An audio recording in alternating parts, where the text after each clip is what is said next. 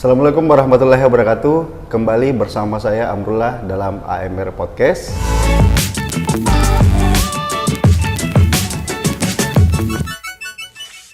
Kita bersama Om Bowo Wicaksono. Bowo Wicaksono, iya. Ini pertemuan kedua kita ya. Iya. Dulu sempat ketemu di salah satu kafe dan bahas tentang masalah pekerjaan saya. Jadi ada hubungannya dengan pekerjaan ya. Iya. Boleh tahu saat ini kesibukannya apa? Ngurus usaha sih seperti biasanya.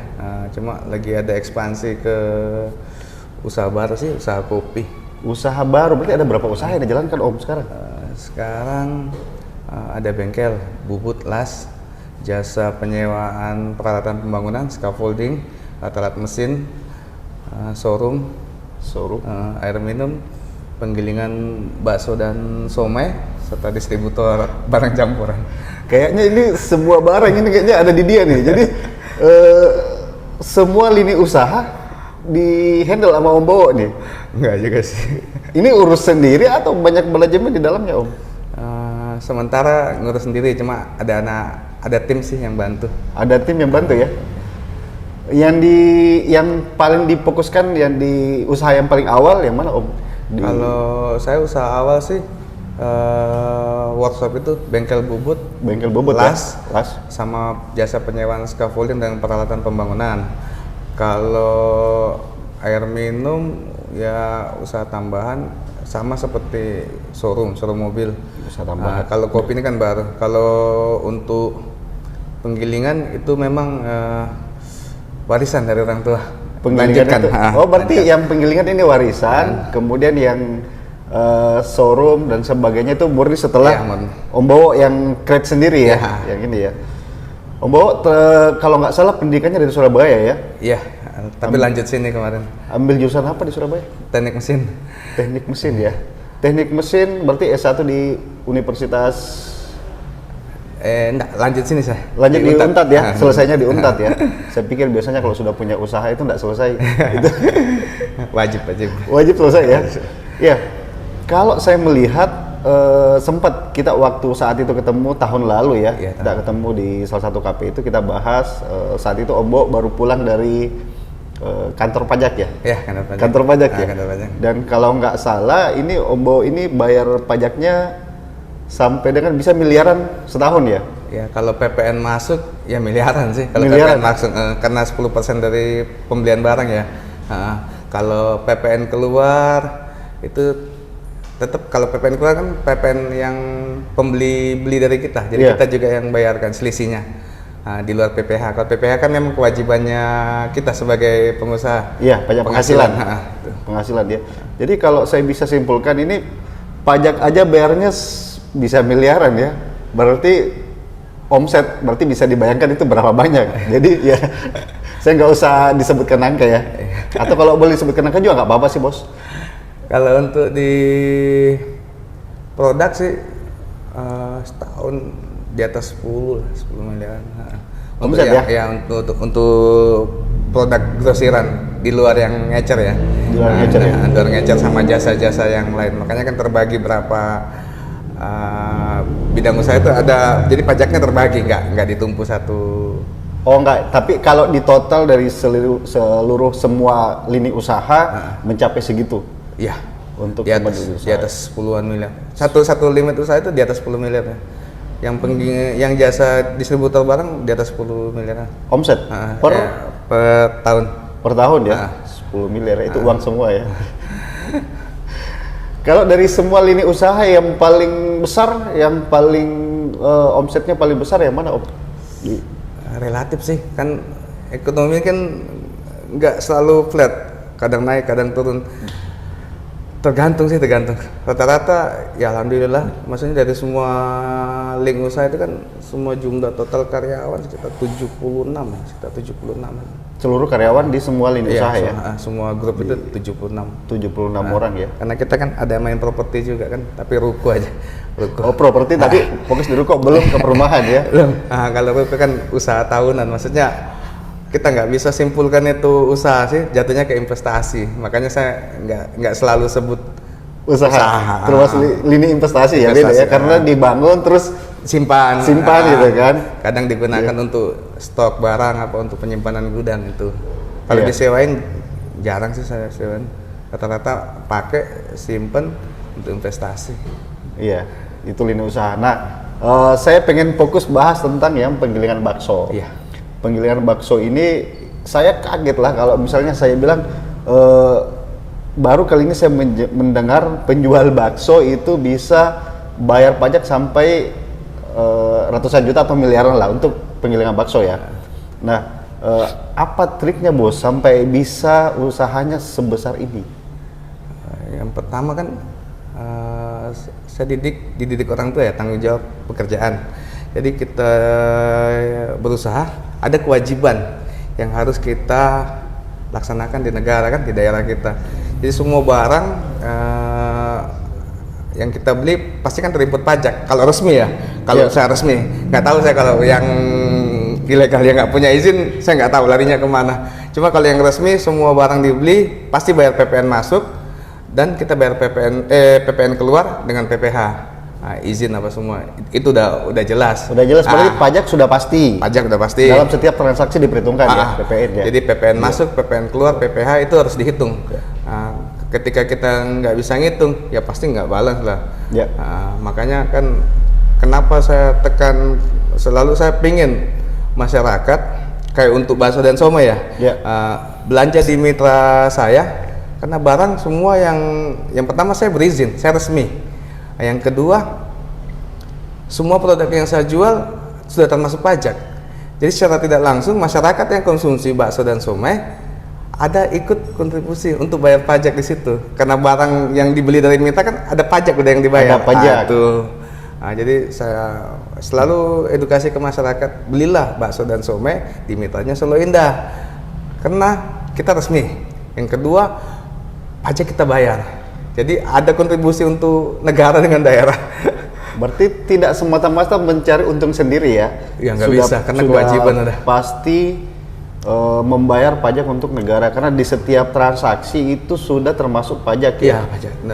Berarti salah satu yang pertama saya dapat saya simpulkan ya, kalau untuk makan bakso di Mitra Solo Indah udah otomatis itu ada pajak di dalamnya, karena resmi ya. Beda mungkin kalau dia makannya di mitra yang lain yang bukan mitranya Solo Indah ya, gitu kan. Nah, untuk Mitra Solo Indah sendiri yang di Kota Palu tuh di Kota Palu saja atau ada di luar Palu? Ada juga sih di luar Palu, tapi masuk sih Sulawesi Tengah dia sih. Ada Sigi, Donggala, Pantai Barat pun masih giling sama kita.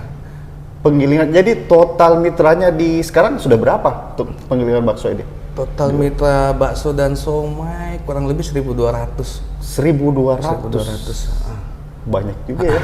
Berarti secara tidak langsung menghidupi banyak orang ya? Iya, alhamdulillah.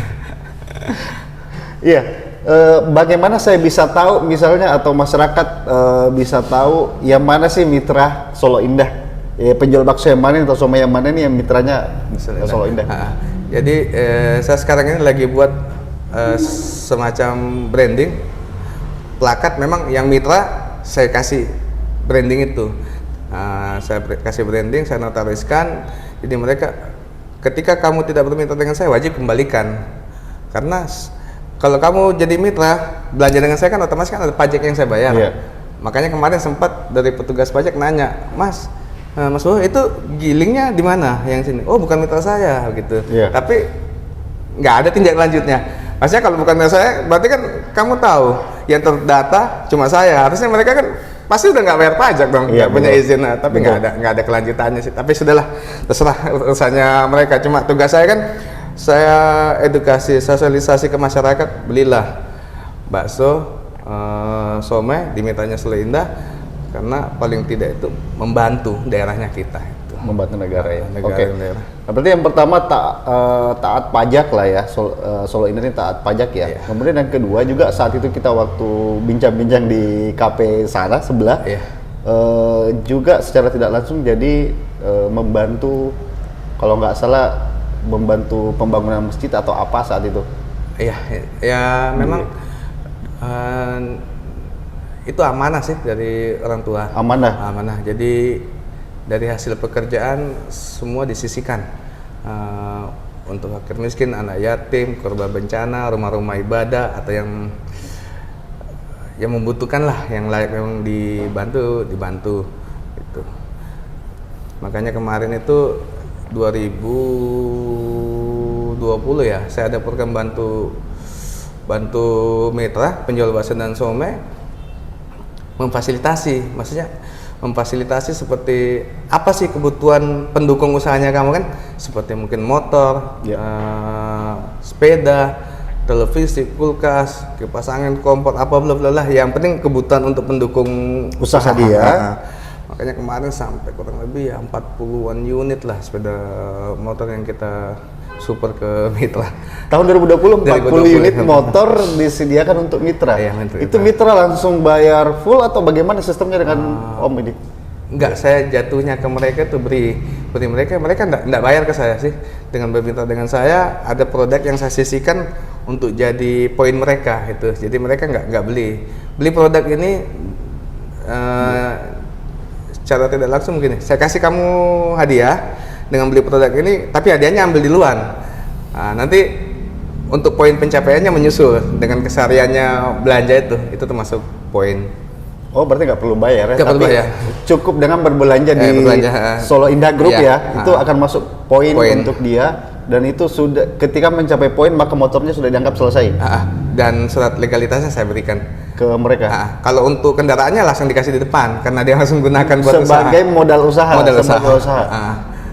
Tapi kan ada catatan, maksudnya nggak semua sih dikasih, makanya dipilih. Dia pencapaiannya berapa baru dikasih gitu. Jadi ada untuk motivasi juga yang lain. Betul. Yang lain kamu nggak bisa dapat motor tapi bisa dapat kulkas, freezer, kipas angin, televisi atau apa ya. Tingkatannya. Jadi kalau misalnya pencapaiannya sekian poin, dia berhak memilih kulkas. Ya, memilih kulkas. Kalau dia mencapai sekian poin, dia berhak memilih sepeda atau apa atau motor. Kalau mobil? Mobil pencapaian masih jauh ya, tapi bisa masuk dalam program itu kira-kira. Saya program berikutnya rencana umroh. Umroh ya, untuk rencana. Yang mitranya yang penjual-jual bakso ini ya? Iya, untuk mitra bisa dia ikut program umroh atau untuk hadiah undian, rencana begitu. Karena setiap tahun saya ada kegiatan undian untuk mitra penjual bakso dan somai. Itu berarti kalau sifatnya undian berarti bukan yang sifatnya hadiah langsung bukan, atau poin beda lagi. Beda lagi. Jadi dua program. Ada yang poin itu setiap mereka belanja mereka mendapatkan poin ditukarkan dengan hadiah. Bisa diambil di depan, bisa menunggu ngumpul semua poin baru ditukarkan. Kalau yang undian ya mujur-mujuran gitu. Ini ya? Ini lain lagi. Ini saya buat undian buat pembeli bakso dan somai serta mitra di Service Olinda. Jadi untuk masyarakat. Berarti tadi kita berbicara ada undian untuk pertama ada hadiah langsung. Ya. Itu berdasarkan poin ya, poin pencapaian yang mulai dari kulkas, motor dan bahkan sampai kulkas yang ringan-ringan lah ya. Jadi berjenjang ya. Berarti itu yang pertama, kemudian yang kedua ada lagi yang sifatnya adalah undian untuk mitra memang ya, khusus untuk mitranya ya. Kemudian yang ketiga ini saya pikir tadi sama. Jadi bahkan ada undian untuk masyarakat. Jadi masyarakat ini yang membeli bakso atau somai di mitranya Solo Indah itu juga ada kesempatan untuk menangkan undian ya. Dan total hadiah 110 juta. Makan bakso total hadiah 110 juta rupiah ya. Ini baru pertama kali nih saya di Indonesia. Mungkin Indonesia pertama kali. Ini yang pertama kali nih Om. Mungkin di dunia. Iya, makan bakso dapat hadiah undian. Nah ini gimana caranya Om? Supaya jadi kalau habis ini saya mungkin akan pergi makan bakso lah. Supaya saya bisa dapat salah satu hadiahnya ini. Jadi kan di masa pandemi ini kan semua usaha pasti kan menurun. Ya. Pasti terasa, termasuk saya sendiri pun terasa. Kuliner termasuk? Semua kuliner terasa. Semua ya? Dari bidang segi saya punya usaha semua itu terasa sih.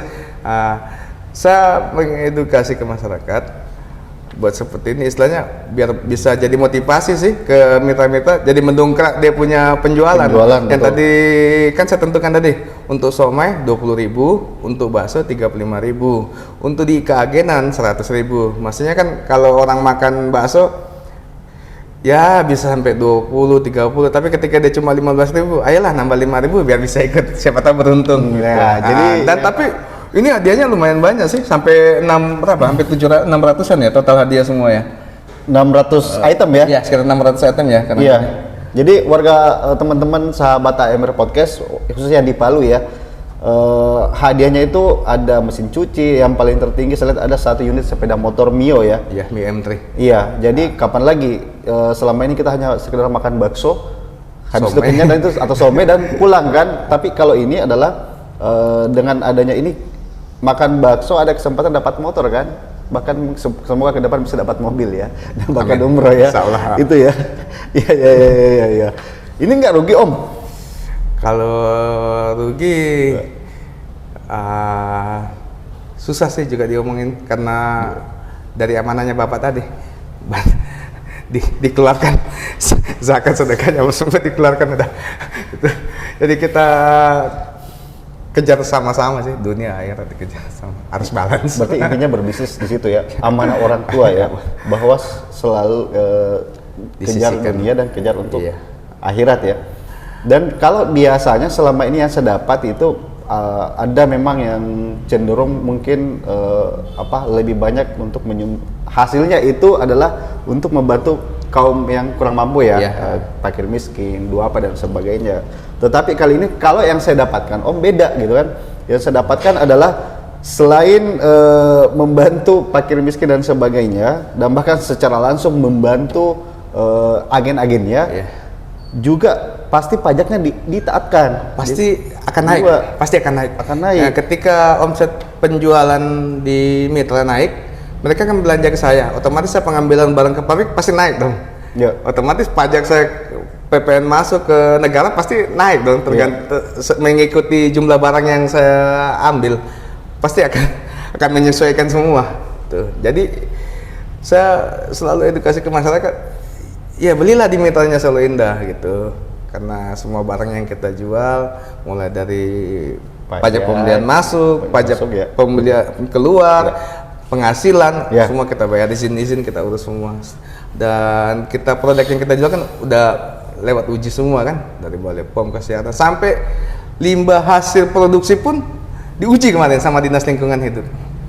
Nah, tadi saya hanya fokus berbicara tentang pajaknya, kemudian bagaimana dia membantu kaum-kaum yang kurang mampu, bencana alam dan sebagainya, dan bagaimana menghidupkan. Nah, kembali ke produksi yang saya selama ini pahami, mungkin ya banyak kan tukang bakso kan itu menggiling ke pasar kan. Iya. Nah, apa bedanya kalau selain tadi pajaknya, kemudian membantu kaum kurang mampu, nah bagaimana dengan proses produksi di Solo Indah? Apakah itu memang dijamin bisa lebih bersih atau lebih bagus dari yang lain? Memang mindset untuk gilingan di mana-mana sih pasti kumuh. Karena betul, itu pandangan saya sih seperti itu. Karena saya kan keliling ke jadi saya pembanding itu ke daerah lain. Ke Jawa, ke Makassar, Manado. Pokoknya pembandingku daerah-daerah yang lebih maju daripada Palu lah. Palu ya. Tapi setelah saya diberikan orang tua amanah untuk kelola punya usaha, saya rubah mindset kumuh itu, saya rubah. Nah, makanya sekarang penampilannya kan bisa seperti ini deh. Kalau buat saya ini adalah showroomnya bakso ya. Ini anggaplah showroom ya, atau tempat produksi workshop ya. Iya, workshop bakso ya. Khusus bakso. Ini khusus bakso ya. Para penjual bakso dan somai itu cuma bawa daging kemarin. Daging ayam, daging sapi atau ikan. Jadi semua rempah ada semua di sini. Sudah disiapkan ya. Jadi ini bagian daripada campuran bakso dan somai ya. Iya, bahan pokoknya. Bahan pokoknya ini ya. Ini kemudian ada khusus untuk pelanggan gilingan CP Solo Indah. Ini ada kopi, teh, dan bahkan hari Jumat itu bisa Jumat berkah makan berat. Jumat berkah itu makan berat ya. Ini ruang tunggunya juga sudah pakai AC dan udah dikonsep kayak kafe begitu. Ini elit ya. Tuh sebuah penggilingan bakso ya. Bersih iya. Saya merubah mindsetnya penggilingan yang tadi kesannya kumuh, lebih bersih, lebih modern. Masyarakat Palu bisa yang awalnya mungkin ragu makan bakso, dengan makan bakso di Mitra Solo Indah akan lebih yakin akan kualitas, higienis dan sebagainya ya. Karena sudah diuji langsung tadi sama lab. Ya, lab. Balai POM sering uji sih. Sering uji ya? Sering uji. Biasa 3 bulan biasa dia datang nguji. Masalah higienis, apa dia nyaman, sampai di dalam pun ada disediakan ruang tunggu kan. Jadi setiap hari kita fasilitasi. kopi, teh, cemilan, entah itu pisang goreng, ibu goreng, itu setiap hari. Berarti di sana kalau mitra itu ke sana untuk giling bakso juga sudah dilengkapi dengan teh, itu gratis atau? Gratis. Dia berarti menggiling dapat gratis teh, kopi, pisang goreng, kan itu pagi-pagi ya kebanyakan ya? Gratis. Nah, khusus Jumat kita ada kegiatan Jumat Berkah. Jadi Jumat Berkah itu makan besar. Jadi macam-macam sih, seperti sate, mungkin soto, nasi campur, nasi kuning, gorengan, ya makanan berat lah kalau setiap Jumat. Jadi kegiatan Jumat Berkah saya buat itu kan kegiatan saya sebelum bantu usahanya orang tua. Setelah saya bantu, kegiatan saya tempatkan di situ karena yang saya lihat pedagang ini kan banyak yang subuh biasa habis sholat subuh belum sarapan, belum makan apa, kasihan juga sih, dia udah kerja, saya sediakan itu, jadi dia sekalian belanja, sekalian ke pasar melakukan usaha, bisa sekalian makan gitu, sarapan. Iya, berarti yang ada lagi Jumat Berkah ya. Jadi kalau hari biasa mungkin cuma teh, kopi, pisang goreng. Ubi, saya mau coba sih pisang gorengnya. Jadi kapan-kapan kita pagi-pagi ke sana ya sama Om Bado ya. Kita coba pisang gorengnya. Jumat boleh. Jumat Berkah makanan besar, makanan berat ya. Ini hari apa? Hari Rabu ya, bukan Jumat ya. Ya udah, nanti hari Jumat kita coba ke sana. Oke. Selain itu mungkin Om Bowo ini hobinya apa Om? Hobi sih olahraga. Olahraga, sepeda ya. Motor iya, motor trail, motor mobil juga. Iya, saya sempat lihat di gambarnya. Ini kebetulan kita lagi di warung kopinya lah, di kedai kopinya. Jadi selain punya bakso juga dia punya lagi kedai kopi namanya Tua Kopi. Jadi teman-teman yang mau coba, ini kopinya lumayan enak ya. Ini baru 2 bulan buka Om ya? Ya, sebulanan. Baru sebulanan buka ya? Iya. Ini hanya sebenarnya karena kebetulan dia hobi minum kopi, makanya dia buka ini. Namanya juga Sultan ya. Membuat lapangan pekerjaan. Menambah lapangan pekerjaan ya. Iya. Ya, bagaimana tidak sukses ya. Jadi tujuan utama daripada membuka usaha itu hanya membantu orang, bukan buat mencari cuan ya. Adalah cuan, harus balance lah. Harus balance ya. Tetap ada cuan di dalamnya. Cuman beberapa item mungkin hanya untuk sekedar hobi ya. Ya, istilahnya yang pertama kan banyak sih yang nggak kerja, apalagi keadaan kayak begini. Makanya saya sering diskusi sama teman, keadaan COVID banyak sampai yang PHK, ada yang sampai potong gaji. Ya, alhamdulillah 2 tahun ini nggak sampai kejadian seperti itu, kembali ke amanahnya orang tua. Jadi ada momen karyawan kerja untuk kita. Dan ada momen kita kerja untuk karyawan. Dan kejadian 2 tahun ini kita kerja untuk karyawan. Jadi selama COVID ini banyak yang usaha yang geluntikan ya. PHK, pengurangan gaji, ada 3 pilihan. Langsung dipecat karena memang kondisi keuangan perusahaan tidak mampu. Yang kedua, pilihannya tetap dipekerjakan tapi gaji dikurangi. Yang ketiga, nggak ngerti lagi nih. Nah, Om Bowo ini sebagai pengusaha nih, 2 tahun terakhir kan COVID ya. Apa yang dilakukan untuk bertahan? Apakah dikurangi gaji? Apakah dipecat? Alhamdulillah nggak sampai ada pengurangan karyawan, nggak sampai pengurangan gaji. Kembali sih amanahnya orang tua.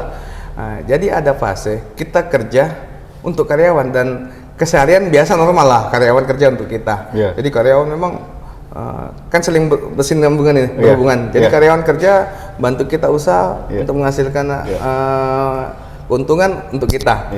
Tapi 2 tahun ini kebalik. Jadi kita yang kerja, kita yang berpikir keras bagaimana caranya biar anak-anak ini nggak sampai di PHK, gajinya nggak sampai dikurangi. Tapi alhamdulillah bisa lah kita lewati. Ya, itu fungsinya pemimpin sebenarnya sih. Berat sih sebenarnya sih. Berat. Berarti secara tidak langsung 2 tahun terakhir juga mengalami dampak ya? Terasa cuma mungkin dari sumber ya nggak juga sih banyak. Tapi kalau menurut saya sudah pencapaian sih banyak sekali. Kalau untuk saya kan dari usaha yang sekarang saya punya lebih dari cukup lah. Makanya saya banyak balance sekarang kan. Sosial istilahnya untuk ya kita kerja pasti cari cuan lah, tapi kan dilihat cuan yang kita butuhkan ini berapa. Kalau bisa juga kita sisihkan lebih besar untuk orang yang butuhkan, pasti kembali lagi ya, pasti lebih besar kembalinya. Berarti ini prinsipnya adalah semakin banyak keluar semakin banyak masuk. Iya, karena kenapa saya bicara karena saya sudah rasakan. Saya sudah manfaat dari sedekah sudah dapat, ada enggak ini kan kayaknya hobinya bersedekah nih. Kalau yang dulu yang saya idola saya itu sebenarnya Ustadz Yusuf Mansur ya. Jadi dulu sempat saya coba. Nah, ini kalau Om Bowo ini bersedekah adalah hal yang paling utama atau memang ada pengalaman khusus bersedekah sehingga ya udah saya harus lebih banyak bersedekah dibanding dengan yang lain. Kalau kemarin sih begini, orang tua kan dari kecil udah yatim. Jadi pertama sedekah itu saya fokus ke anak yatim, fakir miskin apa semua. Karena orang tua merasakan di momen itu dia sampai putus sekolah untuk biaya adik-adiknya karena memang faktor ekonomi yang setengah mati. Orang tua ya? Orang tua. Berarti orang tua juga berangkat dari bukan orang yang kaya ya? Usaha gitu ya? Bapak awalnya sih sempat di PU kerja tapi berhenti kan mau coba usaha mandiri. Mandiri jual es, jual rujak, jual bakso, jual apa ya, alhamdulillah sampai sekarang ini. Nah, tapi memang saya bantu Bapak dari 2002 udah bantu dari 2002. Cuma bantu di belakang layar karena saya kan ada pekerjaan lain juga gitu. Nah, saya bantu apa yang bisa saya bantu sebagai anak untuk mendukung usahanya. Tapi saya nggak nyampuri 100%. Saya cuma bantu di luarnya aja sih, apa yang kebutuhan ke pabrik-pabrik apa semua pajak izin itu saya yang ngurusin. Nanti pas 2012 100% memang udah di tangan Om Bowo ya, karena memang udah berpendidikan juga, jadi pengelolanya berbeda lah. Kalau sama orang tua saya dulu petani, kemudian juga bisnis, tapi ketika masuk di anaknya udah sekolah itu harusnya berbeda pola. Nah ini mungkin Om Bowo yang merubah polanya nih, gitu. Karena memang saya lihat sih saya belajar banyak juga sih dari teman-teman.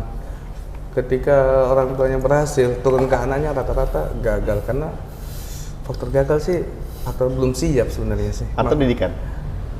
Kadang-kadang? Kadang kalau didikan relatif, saya kembali ke anaknya sih. Kembali ke anaknya? Kembali ke anaknya. Kenapa? Orang tua pun didik setengah mati, kalau anaknya juga nggak maju, nggak bakal dia maju. Makanya anakku yang SMA itu pas 17, saya buatkan 17 tahun kemarin belum bisa buat NPWP, tapi dia udah punya KTP. Pas di 18 tahun saya buatkan usaha. Sebagian pabrikan kontrak udah dia. Jadi sudah mulai. Umur berapa? 18. 18 tahun. 18. Ini sekarang dia lagi ada ujian tes kedokteran di Malang ya, insya Allah. Oh, kedokteran juga. Ikut pakainya. Ini ikut omnya ya. Ini kayaknya semua ini mau diambil ya kayaknya sama Om Bowo ini. Saya rencana. Kenapa sih acuan ke kedokteran?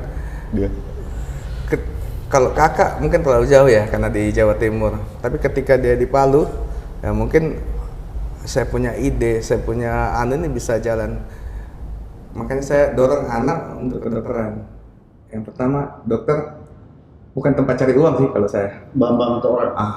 Larinya kemanusiaan. Kan selama ini identik jadi dokter karena mau dapatkan uang yang banyak. Ya, selama ini orang mau masuk kedokteran juga biayanya kan murah Om ya, mahal ya. Makanya anak-anak saya selalu tanamkan mereka. Dokter bukan pekerjaan mencari uang. Dokter kerjanya membantu orang yang membutuhkan. Sama sih pengusaha apa. Cuma dokter kan lebih menjerumus ke situ kan. Karena memang orang sakit apa harus dibantu. Yang pertama saya jelaskan dia, ketika kamu di rumah sakit, ya wajib kamu dikasih apa gaji sekian apa, itu kan manajemen yang ngurus nggak bisa. Di luar rumah sakit kamu buka praktek, ya kalau bisa digratisin ya digratisin. Jadi nggak usah takut nggak dapat rezeki. Makanya saya bangun usaha ini jadi anak-anak semua, meskipun dia nggak kerjanya sosial, nangani orang sakit nggak dibayar, kan ada hasil dari sini. Gitu. Ini pola yang benar sebenarnya. Jadi tegasnya ya bantu orang dari pekerjaannya itu. Kalau untuk gaji di rumah sakit tergantung gaya hidup sih, lebih dari cukup sebenarnya kalau saya. Kalau mau cari uang ya dari usaha yang sudah ada dibuat ini. Ya, jadi mau izin ini saya sudah menyimpulkan. Nah, kalau usaha ini sebenarnya adalah untuk membackup keuangan keluarga ya, salah satunya. Jadi ke depan kalau anaknya jadi dokter adalah murni untuk lebih ke sosial pertimbangannya. Dan jujur memang banyak pengusaha yang rusak itu di generasi kedua. Jadi generasi pertama yang membangun, begitu turun ke generasi kedua itu bisnisnya rusak, hancur. Itu karena yang tadi Om Bo sampaikan bahwa ketidaksiapan atau memang orang tuanya tidak mempersiapkan. Ketidaksiapan karena orang tua tidak mempersiapkan. Cuman beda dengan Om Bo, dia mempersiapkan anaknya yang udah umur sekarang 18 tahun. Iya, masuk 18 tahun. Sudah disiapkan satu usaha. Udah bayar pajak. Udah bayar pajak malahan. Apalah bandingin ini usianya udah berapa nggak usah disebut ya. Udah bayar Usianya pajak berapa? Ini bayar pajak tapi masih dari kegiatan bekerja ya. Itu. Alhamdulillah ya belum banyak sih, masih di omset puluhan juta lah dia. Kan lumayan Om, itu puluhan juta. Untuk langkah awal ya boleh lah kalau saya kan. Saya mau dong di-sharing supaya masyarakat Palu bisa belajar atau teman-teman yang nonton video ini bagaimana sih sebuah trik sampai bisa usahanya berjalan dengan baik. Bisa di-sharing mungkin ke saya di sesi penutupan ini dan caranya buat masyarakat Palu. Intinya kita kerja jujur, yang pertama jujur kan, kedua tanggung jawab, yang ketiga memperhatikan kebutuhan. Jadi karyawannya juga harus sejahtera kan? Karyawan harus sejahtera ya. Ketika karyawan juga tidak sejahtera, gimana caranya perusahaan juga bisa sejahtera?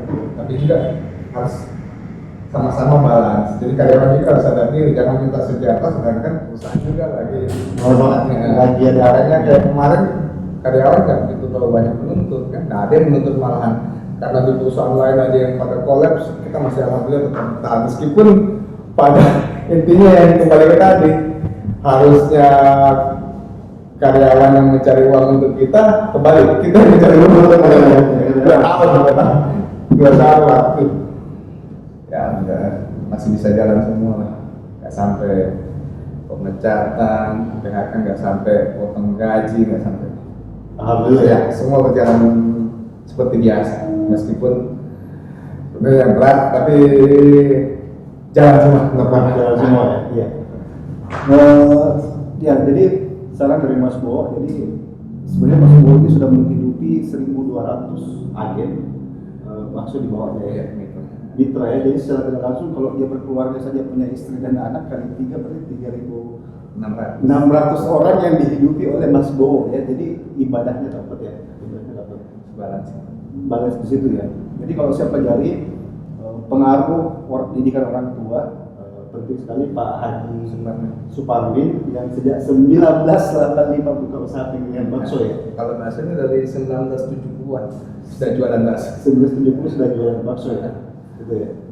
Ya, Mas Bo, saya terima kasih banyak sudah diluangkan waktunya untuk bersama saya hari ini dan sekaligus buat masyarakat ini momen yang baik untuk belajar dan yang pasti kita terus AMR Podcast ya akan terus menghadirkan pengusaha-pengusaha muda, pengusaha yang punya inspirasi dari Kota Palu dan salah satunya adalah Mas Bo sudah hadir untuk teman-teman semua sahabat AMR Podcast. Jika konten saya ini bermanfaat, maka saya minta silahkan di-like, kemudian di-share, jangan lupa share ke teman-temannya, kemudian subscribe. Harapan saya dengan adanya video-video yang kita buat ini akan tumbuh banyak pengusaha-pengusaha muda di Palu dan seperti Om Bo sudah lakukan. Jadi mempelotin 1.200 penjual bakso yang ada di Kota Palu dan sekitarnya. Om Bo, saya sampaikan terima kasih dan sampai ketemu di video berikutnya. Harapan saya akan tetap belajar sama Om Bo. Iya, saya tetap belajar kepada saya ya. Oke, sekian dulu Pak. Terima kasih. Assalamualaikum warahmatullahi wabarakatuh.